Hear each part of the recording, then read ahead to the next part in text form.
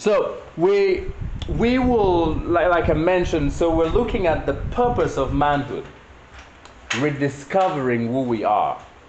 All right. Now, there are a lot of struggles that men go through. I want to assume that we agree with that. All right. There are a lot of challenges that we go through, a lot of struggles that we're facing. Now, I've discovered in Uganda, in Tanzania, and in Kenya, you're going to correct me if that is wrong, but also in Europe, at least the time I was there, discovered that one of the biggest struggles that the world is facing is fatherlessness. That there are a lot of boys, there are a lot of girls, and there are a lot of mothers who are trying to survive on their own, and the fathers are gone. Is that true in Kenya here as well? That the men, that they're somewhere out there, but they're not in the life of their fathers. I mean, of their children. In the life of their wives and family. And discovered about 90% of young men and young women who have now almost become fathers have never had their father tell them, I love you. So I want to just ask, did your father ever tell you frequently, I love you?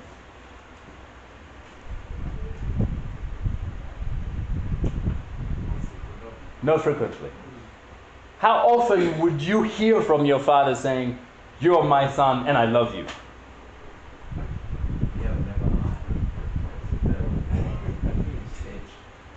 You see that? And there's a research, there's a survey that was done, and it said over 90% of people, both boys and girls and therefore women, have never had their fathers tell them, you're my son, you're my daughter, I love you.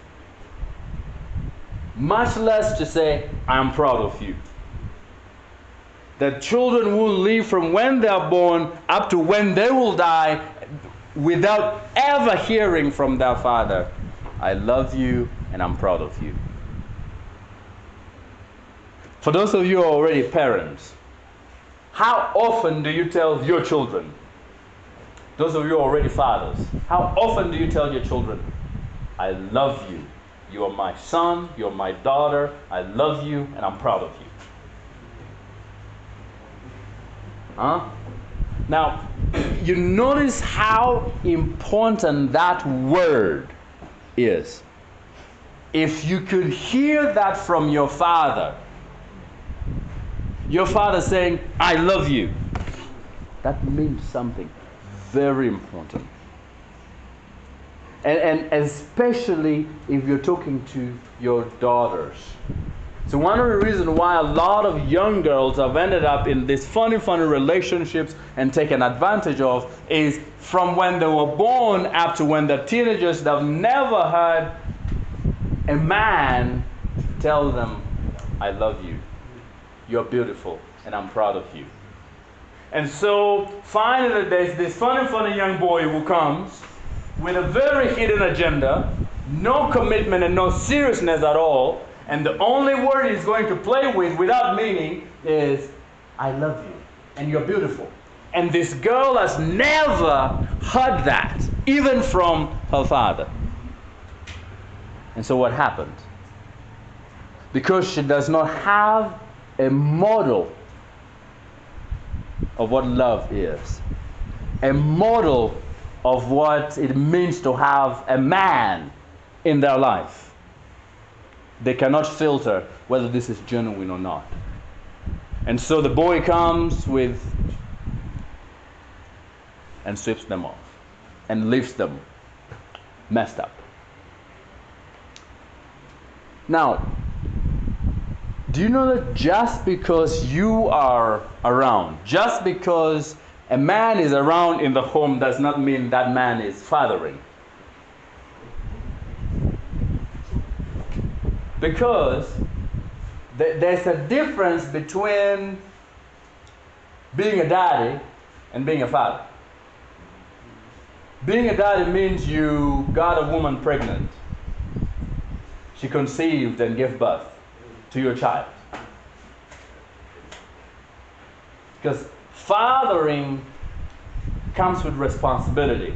It's now you saying, yes, I got this lady pregnant, and I am taking the responsibility of not just the pregnancy. I'm going to take care of her and this baby and be there for them and love them and support them and do everything I can to guide and nurture both the child and the mother. Now that is being a father.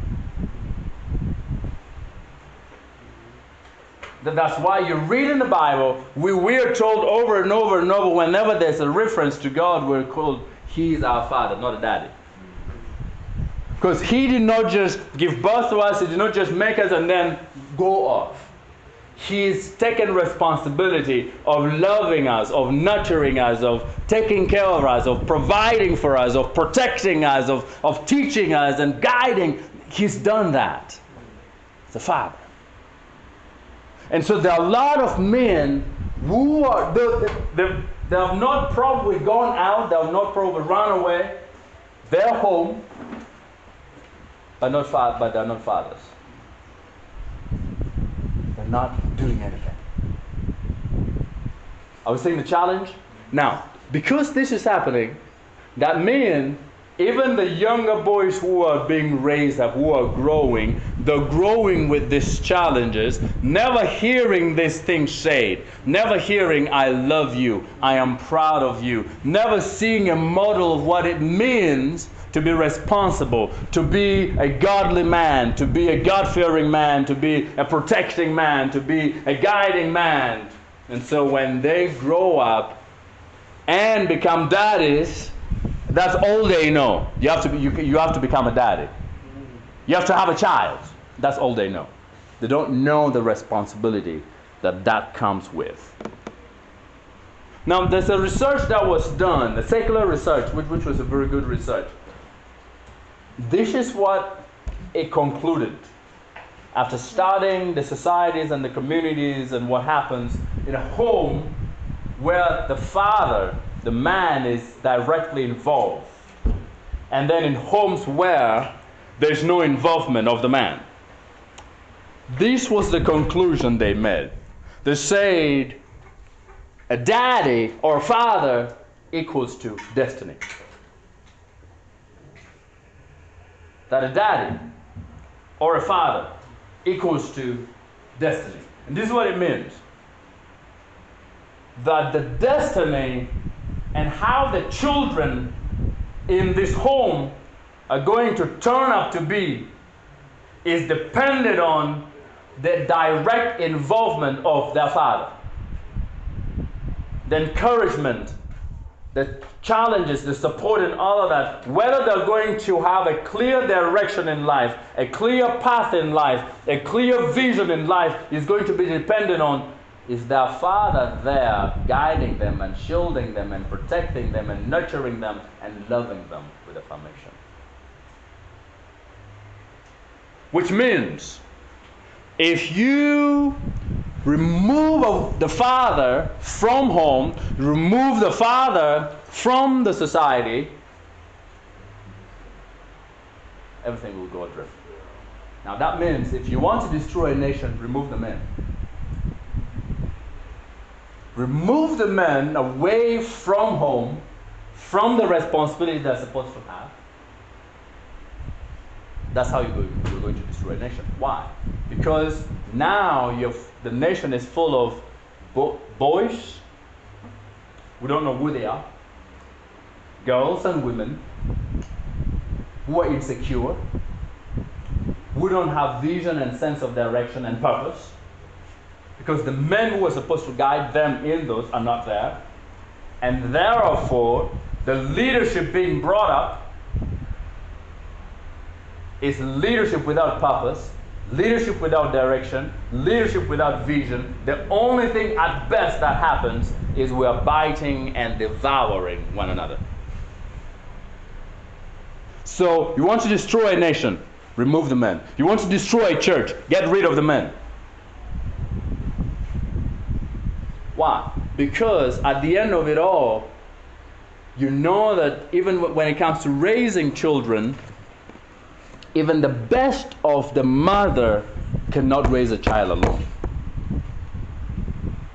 There are times where children need complete involvement of both the mother and the father. But there are times where the children will listen only if the father has spoken. If it does not matter how mommy brings it, how mommy said it, if dad has not said anything, when they're still, those ones, they can listen to mommy. But once they become teenagers, you know it, how rebellious we became when we became teenagers. You know it, right? The times that mom would speak, like, again, just begun. And that's what you're saying, again, just begun. But if your father sat you down, that's a man, a fellow man, his son, I know what you're trying to do. I know what you're going through. I know what you're trying to discover. But let me guide you because I experienced it. I went through it. This is what happened in my time. This is what I went through, and this is what I learned from it. I want to teach you. There are times when you sit the son down and say, now I'm talking to you not as a father to son, I'm talking to you man to man. Those things they will not get from mama. Because there are certain experiences, there are certain things that mama cannot tell them because mama has not experienced them. Are we still together? Now, in this same survey that I was talking about, it was found that 92% of the problems in the society is due to the absence of the fathers, of the male key figure in the homes and in the society. That's why if you notice carefully, in every country, majority of the people in prison are young people. Why? Because they were left to discover things for themselves. There was no male figure to guide them, to direct them, to challenge them, to warn them, and even rebuke them of the path they were taking. That's why there are a lot of boys, and now girls have started joining drugs. That's why there are a lot of boys who have ended up beginning to drink at 10 years. By the time they're 15, they're wasted drinking. Because probably that's the only thing they saw. From the men who are around, they could see the only thing they saw those men doing, drinking. That's why there's continuous increase in teenage pregnancy. Girls are not being protected and guided and shielded. The boys are not being taught responsibility. All they know is, you can be a daddy anytime you want. Now, God addresses this problem. That there's, when you read the Bible, you read Malachi, so you can write this down, Malachi chapter 4, verse 5 to 6. There's something that God says when He makes a promise about sending John the Baptist, who was going to prepare the way for the Messiah, prepare the way for Jesus. There's something that God says about this person, this messenger, and the work he was going to do when the Lord comes. So this is what He says: behold, I will send you Elijah the prophet before the great and awesome day of the Lord comes. Before the coming of the Messiah, I will send a messenger to prepare the way. Okay? Now, look at what is going to happen when this messenger comes, when the Messiah comes. Verse 6 says, and he, this messenger who is coming, what is he going to do? He's going to turn the hearts of the fathers to their children, and the hearts of the children back to their fathers. Are you noticing that? And it says, lest I come and strike the land with a decree of utter destruction. So you notice it's saying the problem that the societies, that the communities, and the world over is facing is the fact that fathers are absent from their children. So that's the problem. And the reason why there's ungodliness in the society and the community in general is because the fathers are absent from their children. Why? Because the fathers are supposed to model Christ-likeness and godliness and purity and holiness and what it means to be a man, what it means to love, what it means to protect and mean to provide. So it says, the first area I'm going to work on is going to turn the hearts of the fathers back to their children. Why? Because the hearts of the mothers are always with the children. The fathers are always wandering. And it says, and turn the hearts of the children back to their fathers. Why? Because the fathers are absent, the children are angry. The children are frustrated because their fathers are never there for them. So the challenges the children faces, the difficulties the children are dealing with, whether it's real or not, whether it's deserving or not, they're blaming their fathers because the fathers are never there. And so it says, so the children are as well estranged from their father. So it says it's going to turn the hearts of the children back to their fathers as well.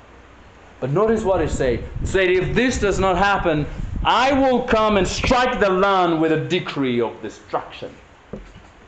With calamities, some version puts it. You notice what God is saying? Saying whenever there's a problem in the society, calamities and things like that, it says oftentimes it's because the men have failed to do what they're supposed to do.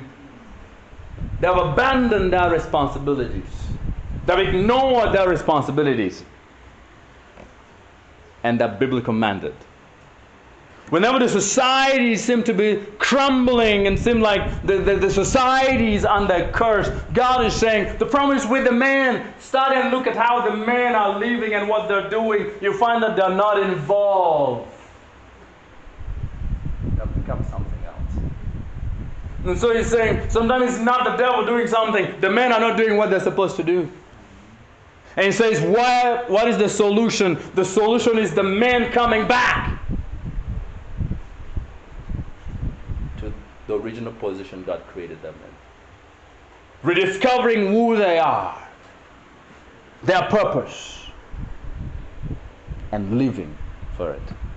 Rediscovering their position in the homes and taking charge of the responsibilities they have in the home. So he says, I will send a messenger to prepare the way for the Messiah. But before that happens, he says, I'm going to turn the hearts of the fathers back to their children, bringing them back. So he says, so this is where reconciliation and true transformation begins. A positive change begins where the men will take charge. As long as the men have not yet taken charge and they're not ready to take responsibility, it's going to be different and difficult. Now, so when you read this passage, after God said this, in your Bible there might be like a blank page somewhere. If blank page, or at least you just flip over to the next and then there's Matthew. Now, in between there is 400 years after the Lord said this. And the Lord made this promise, then he was silent. 400 years. No prophets, no angel visitations, no visions, no communication. God was silent. He'd given a message. He'd given a very strong warning, a call to priests and leaders and parents and mothers and children, and then was silent. But then there was no change at all. 400 years later, you flip through to chapter 2 of Matthew. Then there's this man called John the Baptist. Repent and prepare the way. Get your hearts ready, because the Messiah is coming. You notice? said he's going to deal with the heart. So God was saying in this passage that the biggest problem that the society is facing springs from the heart. When our hearts are not right, nothing ever is going to be right. So John comes and says, prepare the way, make your hearts ready, the Messiah is coming. The Messiah is coming. And when Jesus came, he started by fixing humanity's problem. What is humanity's problem? Of course, we already know in general sin is at the core of it. But the reason why there's no direction and guidance is because the men have abandoned the God-given mandate. And so he begins dealing with the core. Now, have you noticed when you read, when Jesus was appointing his disciples, the 12, he didn't call the women. He called the men. But then you read, the women were following. You know this? The women are following. But the men have to be drawn and called. And yet, if the men are not there and the women are following, what are they following? If the men are not giving guidance and direction, what direction are you taking? You notice what's happening? Jesus is taking people back to the original design. That the men are supposed to take the lead in guiding, in teaching, in grooming, in mentoring. We're going to, sometime later on, we're going to go to Genesis where God creates man and woman. You notice that the reason why the woman was created was to do what? God created the woman to be a helper. Now, the only person who needs a helper is the person who is doing something. And what they're doing is so big that they alone cannot now handle. The assignment they have, the vision they have, the things they're working on is too big that their two hands is not enough. They need another pair of hands. Then God said, this guy needs a helper. Make for him a helper. Why?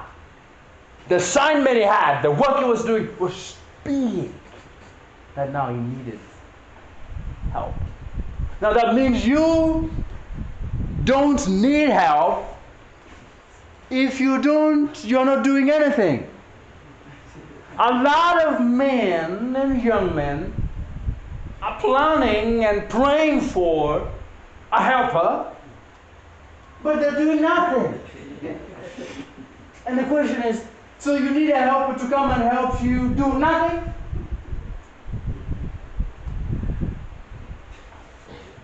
Are we together? Yes. So, Jesus was taking us back. Because he discovered we need to fix the male first. The man problem needs to be fixed first. Because if the male problem is fixed first, we're going to have homes that are fixed. Therefore, we're going to have churches that are fixed. Therefore, we're going to have communities that are fixed. And a nation that is fixed. If the men are still being the way we've kind of described so far, does not matter what the women will do. Why? Because the men will always be opposing. You see the challenge? It does not matter how committed the woman is and what she wants to do and how she's trying to do it. If the men are not yet in it, the men are the opposition to that. And so God comes to deal with and first fix the men problem. So he calls the man and the women are following. Now, see, men, now this is a challenge for us. We need to go out and get men. We go out and get them. Men don't like going to church. You know where they want to go to? And then maybe. Have you noticed during football season, like such places? You find from the youngest to a man with gray hair, in that hall, very hot. Even the grandfather has removed the shirt because it's too hot. You notice that? Yes. And then you get there, the noise they're making and how they're behaving, and then even fighting over it. Now you're fighting over a person you will never see, they don't even know you exist. Fighting over a team that don't care. They don't even know you exist. And we fight, we beat one another. You become an enemy with your neighbor because your neighbor supports the other team and you support this team. You beat your neighbor, break his arms, and then let me tell you this. You will never get even 50 shillings. For example, from Manchester United club, saying, oh, we have a supporter in Kenya, in Kisumu, to defend, because he was defending our prestige and pride, he was beaten and broke his arm, so we're sending some support for medical. He doesn't know you exist. But you see that? So those are the places they want to go to. Drinking joints and places like that. And so we need to go and get them. Because once we've gotten the men, the women will follow. Why? Because by nature, they listen, they go to support. And for those of you who are already married, your women want to support you. But oftentimes, the struggle they might be having is the assignment you're on does not match the assignment God has designed and prepared for you. And so they're trying to pull you to the assignment God has prepared for you, and you're trying to go for the one you think you need, which is just destroying you and destroying your marriage. We need to go get the men. I'm telling you, if we can get more men, you'll be surprised at how many more women and children will come. So the strategy of a long-lasting ministry and mission, get the men. You notice, once you can get, even in an unbelieving family, once you get the men, you have an open door of reaching that family, the wife and the children. You get the child, it's going to be a big struggle to get the parents. Not impossible, but a very big struggle. You get the wife, the woman, you most likely will easily reach the children, but not the man, because it's still a position. But you get the man, that influence to the family. We get the man, the women follow. That's what Jesus did. You notice? Jesus went about calling the men. You follow me. We don't see anywhere where he called the women. But we see the women. Now you notice carefully, the women were following, the women were supporting the ministry of Jesus. The first people who were supporting the ministry and following, the women. Where were the men? They were out swimming, they were out fishing, they were out in men's joints. Jesus had to go there to get them. See the problem? We need to go and get them, so that we can deal with this problem. That's why churches are full. Majority of churches are full of women. You notice the statistics, you'll discover that at least where there seems to be like some good balance, you'll still find 60% women. And for a lot of churches, above 70% women, 30% men. And out of the 30%, only like 2, 3, or 4, at most 5% are active. See the problem? And yet, the women and the children are watching the men. And they're not active. First of all, they're already few. And then they're not doing anything. They just come and sit and go. What example are they giving? However, there's a big problem also that the society, challenge also that the society has placed on us. That's made it difficult for a lot of men to thrive and rise to the occasion. Let's first read Psalm 62, verse 3 and 4. You hear what the psalmists say. Are we there? Psalm 62, yes. Verse 3 and 4. We'll first read verse 3 and 4.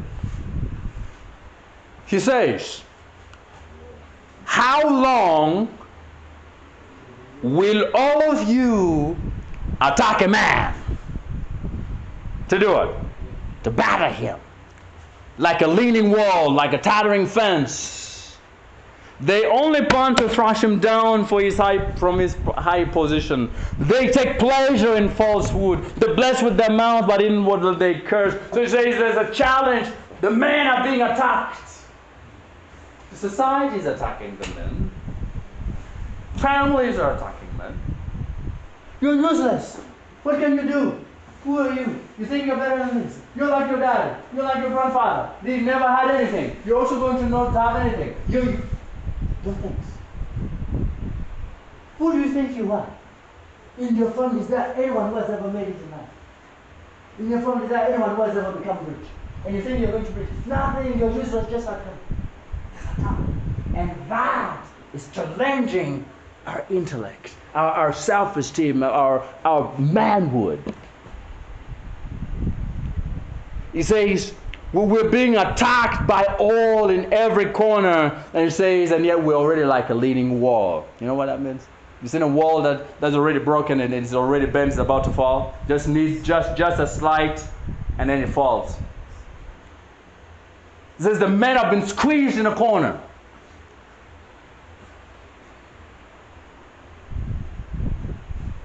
The only solution that David had and the comfort he had is what he said in verse 1 and 2.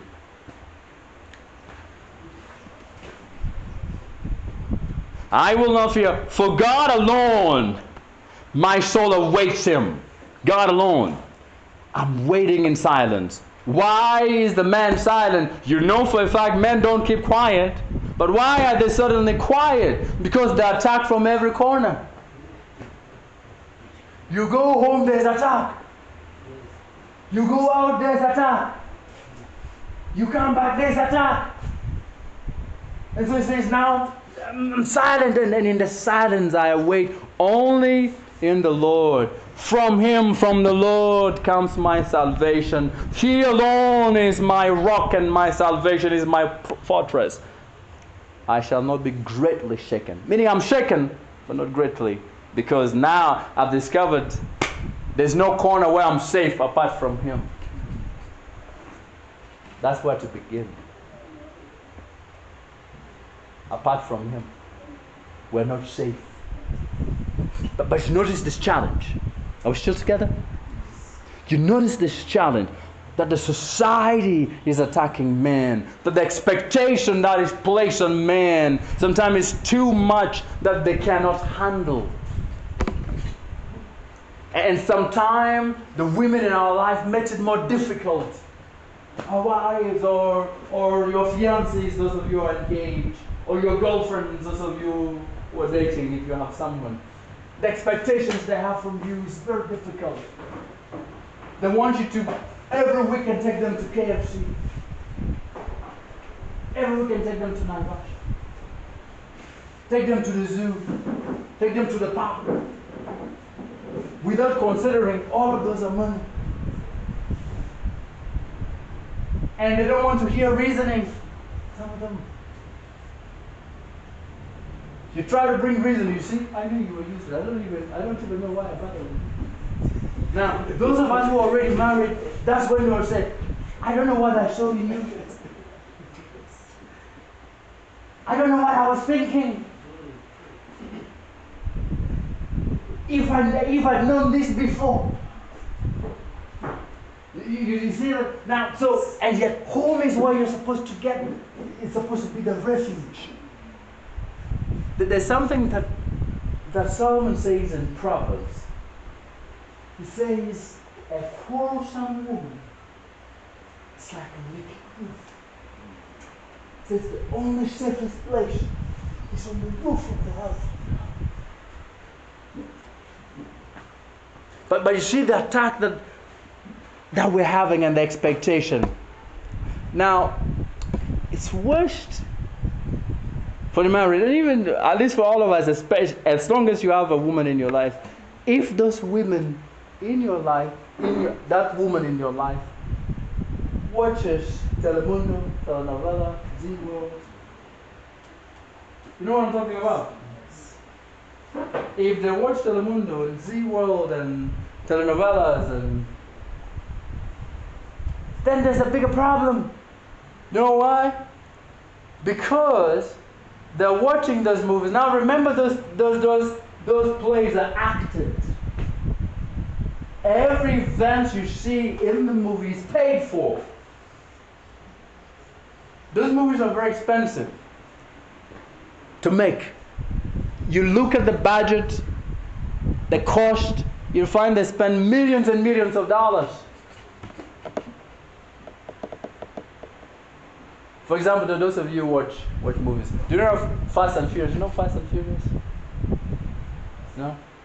Some of you know Fast and Furious, no? Fast and Furious 8, they spent over $300 million in making that movie.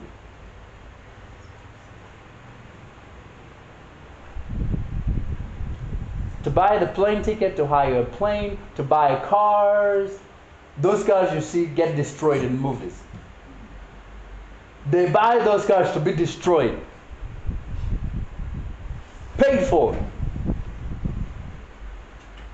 The scenes you see where they're going on a trip and this guy is taking his wife or his fiancée out on a date and is booking a ticket and taking you to Paris.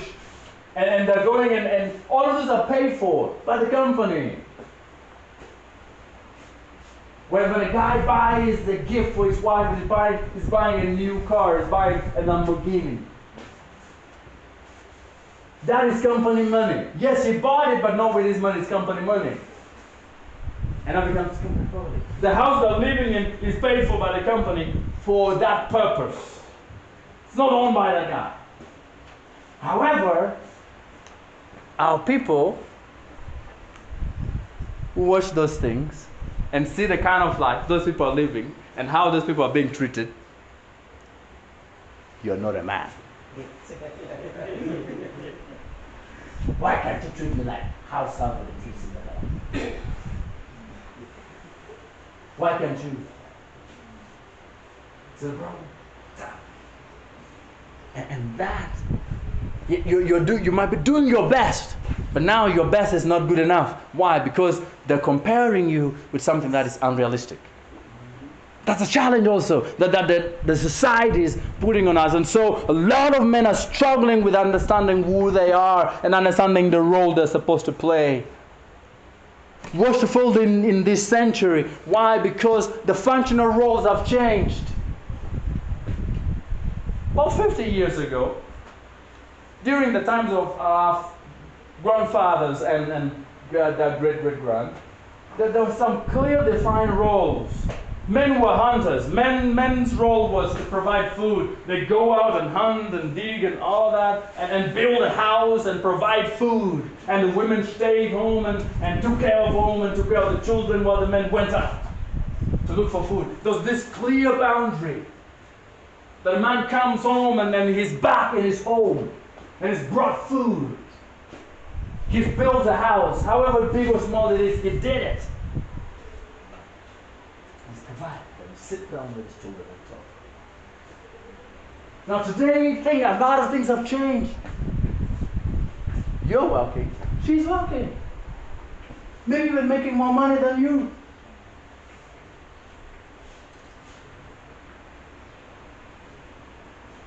The house you're living in, if you own it, maybe she built it. Or at least she contributed towards building it. And so now, she also speaks and says, well, this is my home. This is my house also. I built it. You see the challenge? She has bought the food you're eating. Well, if you don't like my food, well, I bought it with my money, I cooked it. If you don't like it, it's okay, you drop it. Okay. See the challenge? And because of this problem that we saw early on, where the men have already been absent in the life of their family, there's all of this teenage pregnancies and all of that. Sometimes by the time you're getting this woman, she's already come with a child. So you can't even speak and say, these are my children, you're the reason I'm here, and you're here, this is us. It's like, well, don't forget, this is not your son. You see, and that, man, so a lot of men are wondering, so who am I?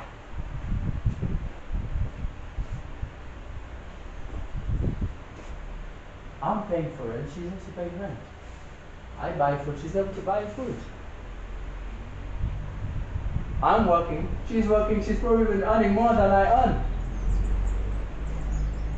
So you buy a gift, genuinely, you love her, you buy a gift and bring, and she looks at it and says, this is cheap. Then who are you? So this is what you bought for me. So I am only worth 500. Because they make more money than you, they can buy something of 3,000. And now, women like shopping sprees.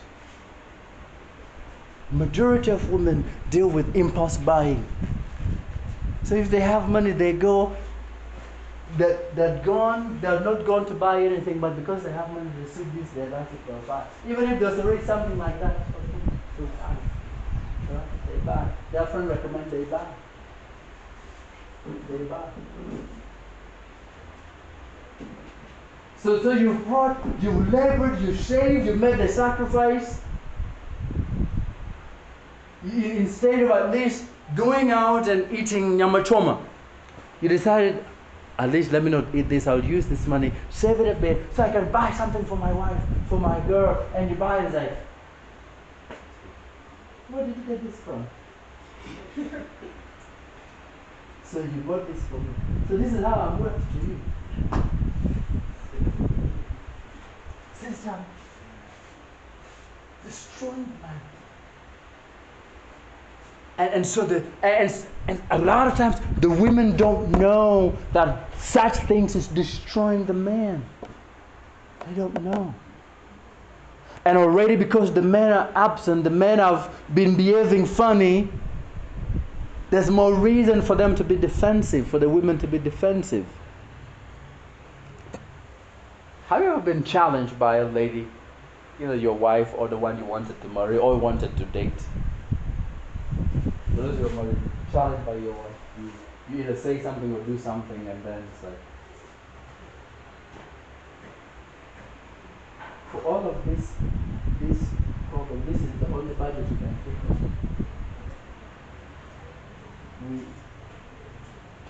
Your budget is only 2,000. Your friends are doing budget of 15,000. And you also say you are a man.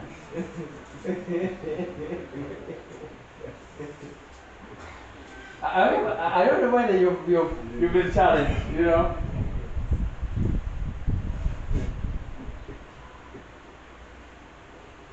Or you go to a lady you're dating or you want to date, and then after laying down all your manifesto, and then now a lot of ladies this generation they do what I call weighing. They put men on a weight scale.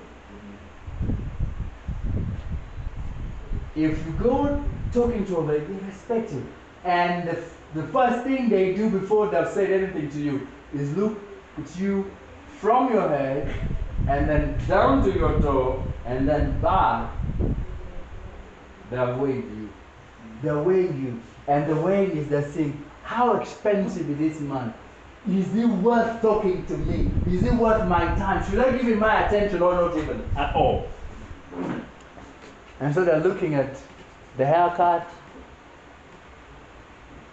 Has it trimmed? Has it trimmed what kind?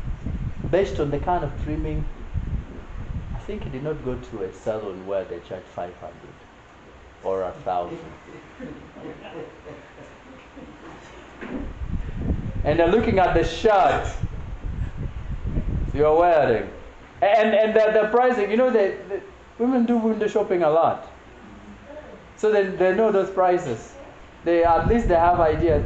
So look at the shirts, like that shirt, I think it is 100, at most 150. So if the shirt that is outside for people to see is only 150, then the vest, that vest, if anything, that vest this person might have been having 30 bob and he's had this for 15 years. They're doing that calculation in their head. And they're looking at the trousers you're putting on.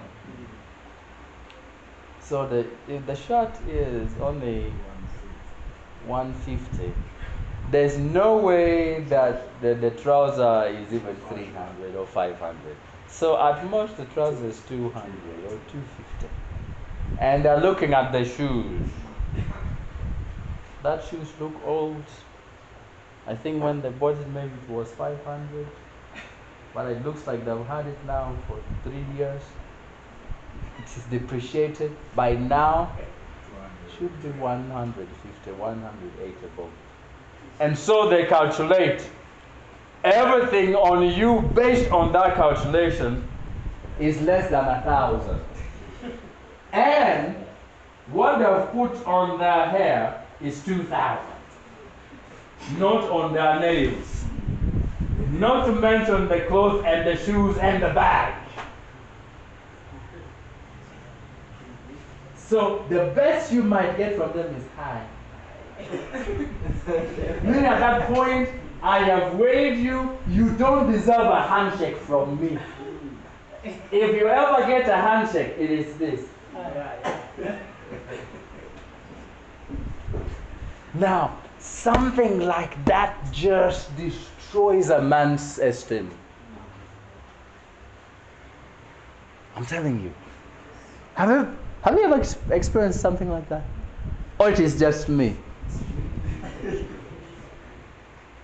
This is a reality that we're going through on a daily, weekly, monthly, yearly basis. Now picture a boy who is grown up and that's how he's always been treated into his adulthood. And that's how he's always been treated.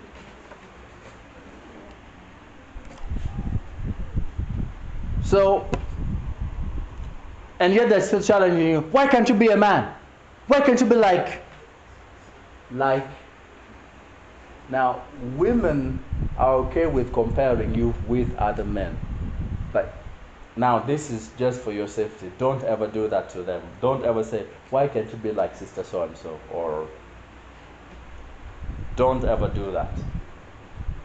If you want to go to bed and wake up the next morning.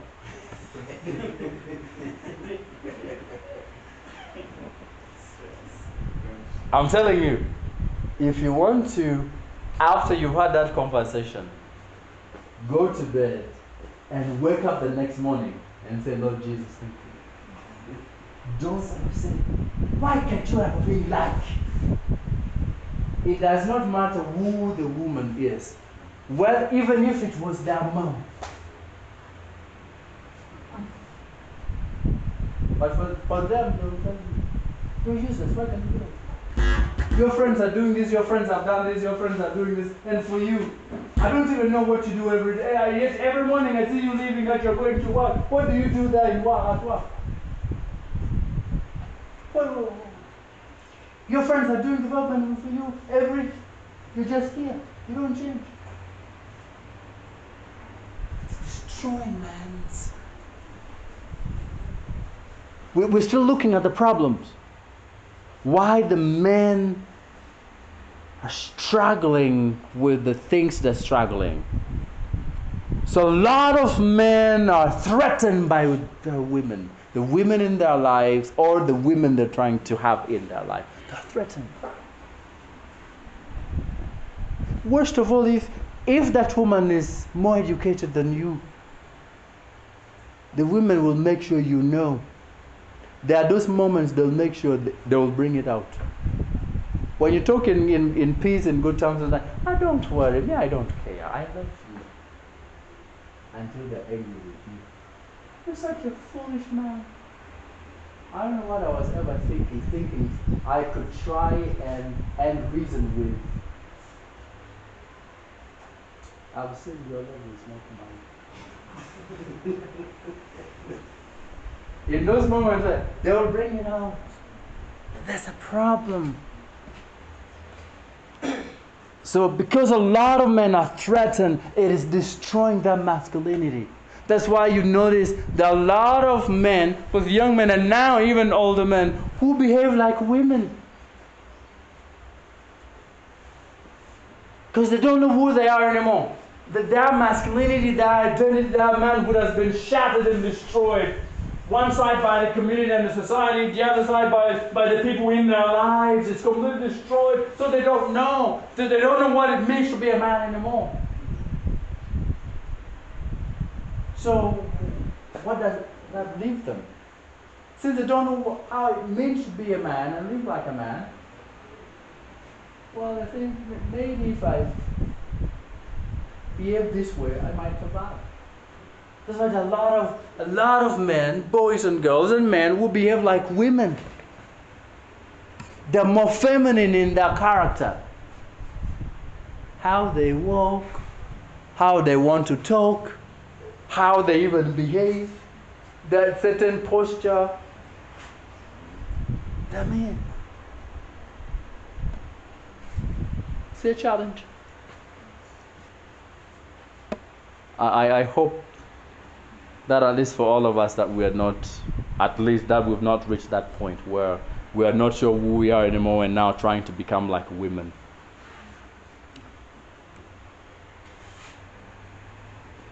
A lot of people have lost also their identity. A lot of men have lost their identity.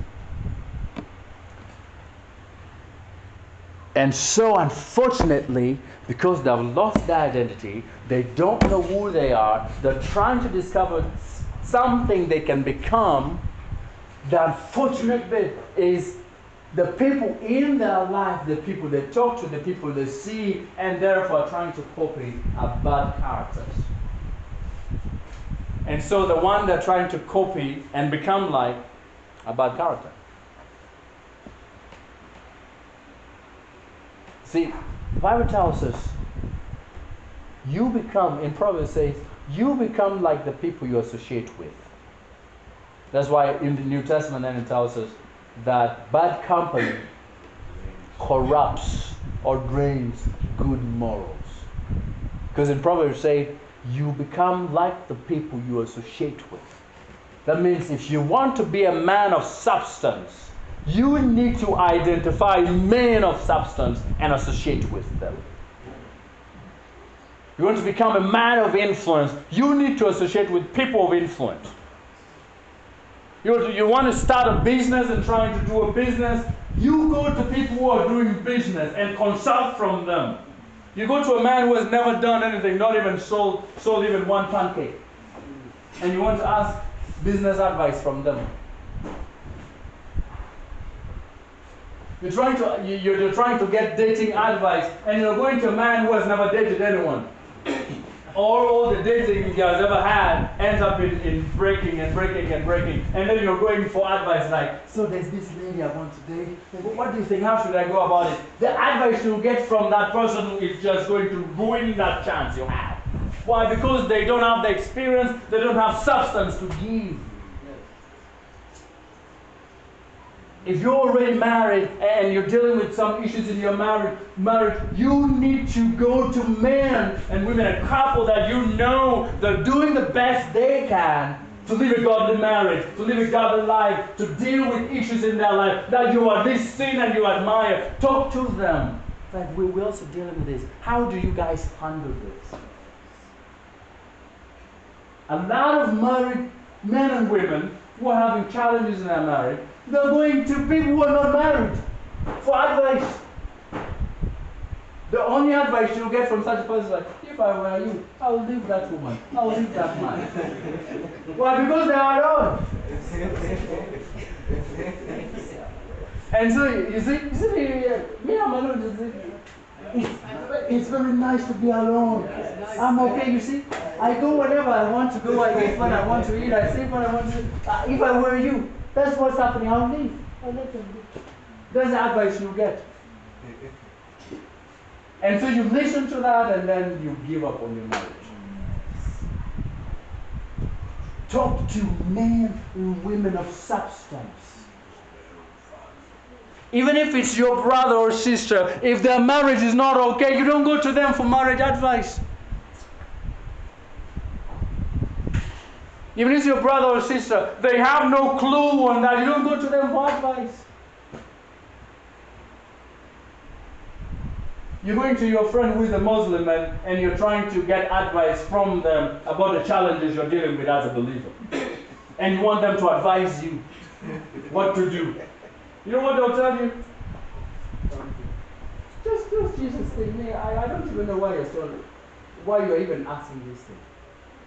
No, Jesus thing, just leave. Do you see me dealing with those funny, they'll call it funny. Do you see me dealing with those funny challenges you're talking about? No. Just. So if we're going to be men of substance, we need to surround ourselves with men of substance. Because we become like the people we associate with. That's why if you're associating with thieves, you either end up becoming a thief, or you may not, but the society will begin thinking you are a thief. Because the other people they know are thieves. And since you are keeping company with them, even if they've never seen you still, since you're with them, that guy is also a thief. I think he is. We've just not caught him yet. And then you end up destroying your reputation. Are we okay? Of course, the men have also lost that sense of importance. A lot of men don't feel important anymore. Because back then, in the time of our grandparents, if the men decided to say, okay, well, that's the case, I'll sit today, I'm not going out. Then that meant there will be no food in the house. Because the men brought the food. But now you sit, it is okay, she'll get some money and buy food. And say, since you're not giving us food, it is okay, you sit, we're going to eat. Since you wanted to fast, you fast. A lot of men don't feel that they're important because they don't know they are. Because they're looking in the wrong places. And of course, a lot of men have lost their sense of authority. They can't raise their voice, they can't speak. How many of you, now this is for the men who have women at home, sometimes you're afraid of going home? Because once you get home like this, it begins from where it ended yesterday. Huh? You don't need to raise your hand. But does it happen? So there are a lot of men who are afraid. They don't have authority. They can't speak because there's no respect. And so, because one of the reasons is since men have lost self-confidence and all of this, a lot of men have become angry. Let me give us at least 5 things that we've lost, that men have lost as a result of all of these things we're talking about. What time are we supposed to stop for a break? Because I can go up to 12, even 1. Should we go up to 12 and have a break? Sorry, Pastor? Okay. So, as it checks, one of the things that we've lost, self-image. Self-image. We don't know who we are anymore. In whose image are we? Okay. We don't know who we are. So no self-image. That is why you look at a lot of men, a lot of young men, who are trying to become somebody and they're trying to copy some, at least the people who they know, at least watch on TV who are influential. Whether they are musicians or politicians, business people, people that are trying to be those, they're trying to live like, walk like, talk like, dress like. Because they've lost their sense of self-image. They don't know who they are. And therefore they're trying to identify with something. Unfortunately, they're going to the wrong source. That's why you find at one point there's this young man who is trying to be like Joe Akali. You know Joe Akali? And then before you know it, he's living Joe Akali's like, I think Red Sun is better. And beginning to dress like Red Sun, and talk like Red Sun, and walk like Red Sun. And then before you know it, he's someone else.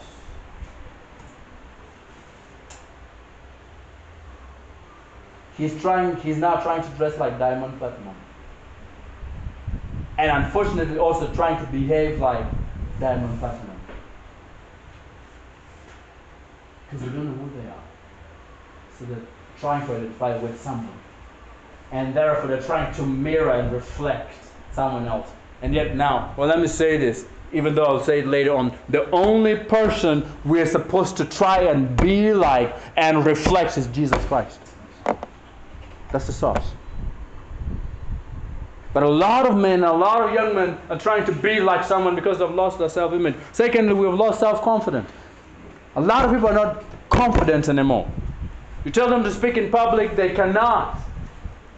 You tell them to address a gathering, they cannot. Pick a young man randomly and say, please come and say a few things. Even though they have never done breakdancing, they will break dance. Because they'll stand and, or at least try to give you a lingala. Because they don't know what to say.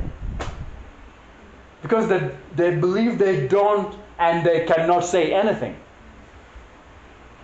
That's what's happening. We've lost self-confidence. And then worst of all, for a man or a young man who has gotten a lot of abuses and undermining from the society and the people in their life, whether it's their brothers, their sisters, or the parents. And then for the men, if they miss having their father in their life, someone to look up to, someone to speak life into them. Challenge. That's why if you study and see a lot of men, young men and men, who are comfortable being passive participants, not active participants. It is easier to come and just sit and not do anything. As long as I'm not going to say anything and do anything, I'll come and sit. I'll come and attend. But once you tell me I'm going to say something and do something, I'll have to participate. Now that you've made it difficult for me to come. Because I don't know how to come. I don't know what to say. I don't know how it's going to turn out. Because the problem is self-confidence. Thirdly, self-worth. A lot of men don't know their value. That is why they're contented and comfortable going to drink and smoke. Because they don't know what drinking and smoking is destroying. Because they don't know they're valuable. They don't know they're important. You see, when you don't know the value of something, you will not treasure it. You will treat it just like anything. But if you know the value. For example, let me give an example. Let's say you bought 2 phones. You have 2 phones, all right? And one of them you spend 40,000 shillings to buy. And then the other one, you bought it at 3,000. Are you going to treat the 2 phones the same? There is this one of 40,000. You're going to be very careful where you place it, how you hold it, who you give it to. You probably will be very careful if a child wanted to use it, because you're afraid they may drop it down. But this one of 3,000, it's okay. You want to play, it's okay. You want to use it, it's okay. You'll just put it there. If it falls, you will not so much be shaken. It falls, you shake, oh, it's okay. But the 40,000 is like, you're going to even cry. Why? Because this other one has value. It's worth something. And because you know it's worth, you are protecting it. You're safeguarding it. You're placing value in it. And this one that you know it, you can easily replace a 2,000. You get destroyed, you get spoiled. When it gets spoiled, you're not even bothered, like, oh, let me go and try and see if it can be fixed. Because you'll know, to try and have it fixed, they're going to ask for 1,800. You spend 2,000 back. You'll be like, oh, let it go. I'll just buy another. But the other one, you're going to, if it got spoiled or something happened, you're going to do the best you can to see if it can be rectified and repaired. And so, because a lot of men don't know their self-worth, they don't know their value, they're treating their life and living it in just a way that it shouldn't be. They're not putting price into it. And so when you are valuable and you know the worth, there are certain things and certain areas you'll not go to. There are certain things you'll not do.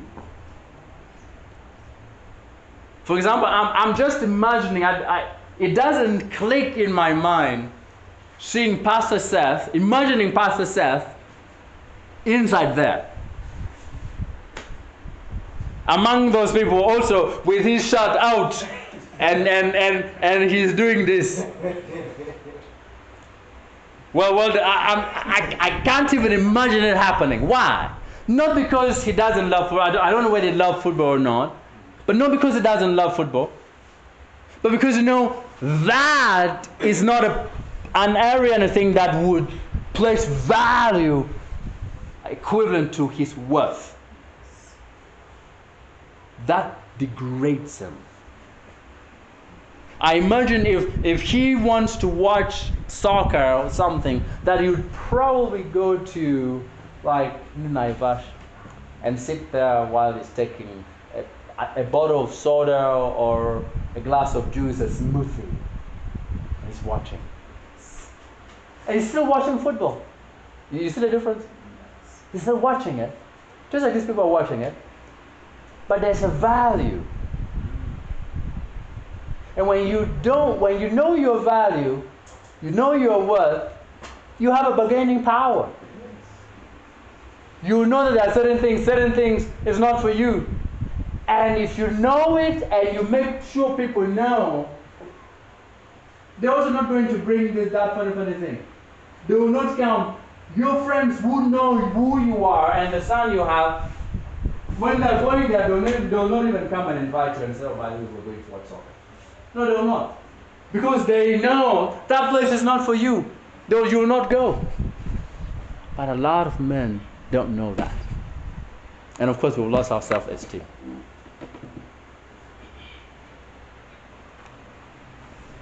Self-esteem, very close to self-confidence, but it digs deeper. Self-esteem. So our expression, our interaction, is just low self-esteem is what brings this kind of reaction and response when something else is like, anyway, I'm not surprised. I know I'm already unlucky. At least for me, I know I'm unlucky, so it's okay. You see the kind of talk. Yeah, I know I'm unlovely. I know, at least for them it is okay, it's such people. But not that. People with low self-esteem is where you go to them to talk to them about certain things and then mention certain things. They'll just like, are you joking? Me. Helena, are you joking or are you just? Are you serious? You mean me? Such a place. Maybe someone else, but not me. I don't think I can do it. I don't think I deserve it to be that. See the problem? And then lastly on that, we've lost our sense of conviction. We've lost our conviction on a lot of things. So we've lost our conviction. And because we don't have conviction, we're not compassionate anymore. We do things, bad or good, whatever, we just do it.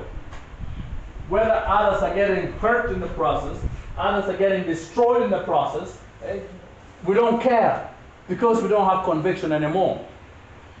And that comes all the way even into the church, how we're living in the church. Because we've lost our conviction, even how we're responding to the things of God is without conviction. It is just that. See the problem? Now, such men have become so angry. Such men are angry with everything, including themselves. They're angry with their fathers, angry with their mothers, angry with their siblings, angry with themselves, angry with the church, angry with the government, angry with the leaders, angry with everyone. Angry even with the food they eat. Even when they're eating, if you see the anger, the way they get the corn. Yeah. It's with anger.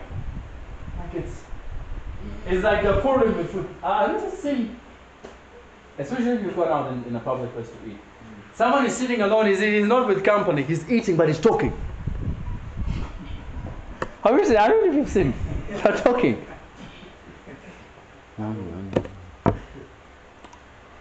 This one. He's alone, he's talking. He's angry with everything. That now even the food he's eating, he's having to experience some level of anger from him. He's angry. And now that anger gets to reveal itself, manifest itself in frustration. So they easily get frustrated. And for a lot of people, they end up becoming violent. Now, because a lot of these men have lost their self-image, their self-esteem, their self-confidence, their worth and conviction. Since I cannot come and talk to you as a man, I'll have to find another way of making you listen to me. And so since I don't see any, at least the closest solution I can have is I go to the gym. Pumping metals. Not for the purpose of keeping fit and healthy, but to build muscles, to scale, so that at least she stands, and so they make sure when they're coming to talk to you, they're only having a vest.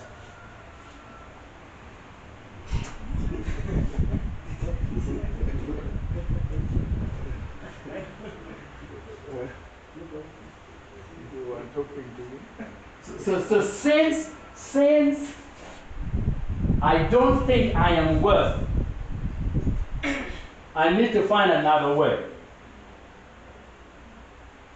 So the only way I'll make you know that I'm still a man.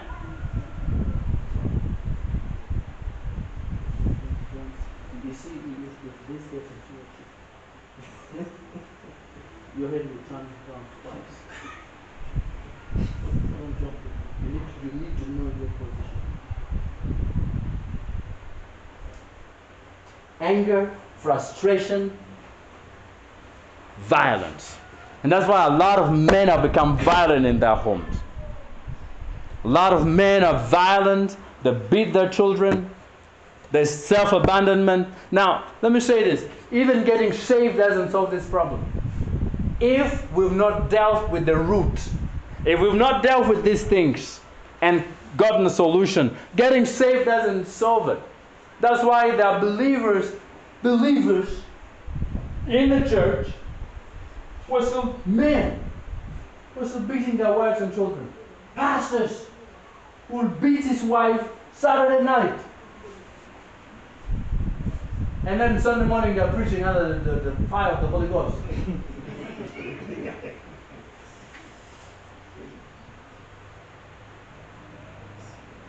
Contrary to what it's supposed to be. See the problem?